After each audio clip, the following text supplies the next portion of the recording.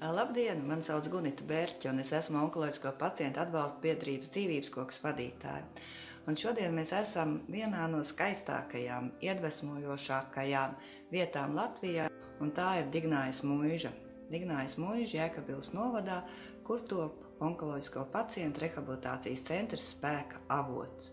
Šī māja ir ar teikt, ļoti tādu senu un ļoti mīļu vēsturi, jo tā ir 27. gadā celta pagastmāja, kura ir izdzīvojusi cauri gadu desmitiem, uzticīgi pildot savus pienākumus, un vēl tagad Dignājā mēs varam satikt cilvēks, kur šeit ir kristīti, kur šeit ir svinējuši kāzas, kur arī kādu laiku ir bijis kultūras nams un dzimtsarakstu birojs, ir savas dzīves veidojuši tā, kā viņiem šķiet, lai tās būtu laimīgas. Un tieši tāpēc šeit mēs esam nolēmuši veidot psihosociālās rehabilitācijas centru Spēka avots, kas būtu cilvēkiem kā spēka avots, lai tiktu galā ar visu to pārdzīvojumu, kas ir radies pēc tam, kad ir pārdzīvot tāda slimība kā vēzis. Lai uzsāktu šī rehabilitācijas centra izveidi, vispirms, protams, tika izveidots tehniskais projekts. Tad tika uzsākta rekonstrukcija, kas ir ļoti svarīga. Tad, kad ēka bija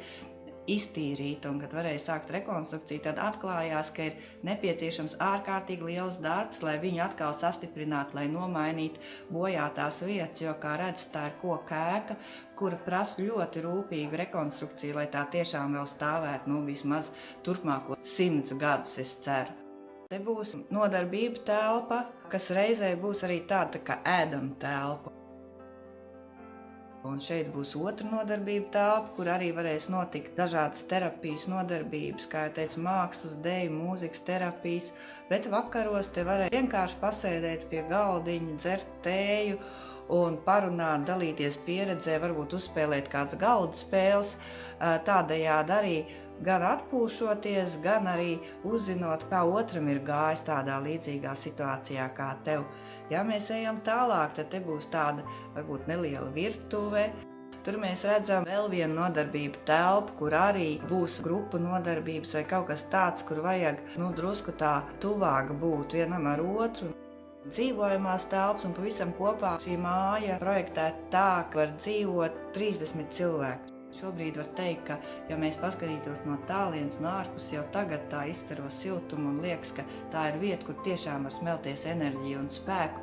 Un tas viss patiesībā ir bijis iespējams tikai par jūsu ziedotāju naudu. Un ja nebūtu cilvēku, kas ticētu, ka tā ideja, kur mēs šeit gribam īstenot, ka tā patiešām ir svarīga, mēs droši vien nebūtu tik tālu tikuši un nevarētu šodien priecāties, ka esam tik liels soļus uz priekšu izdarījuši.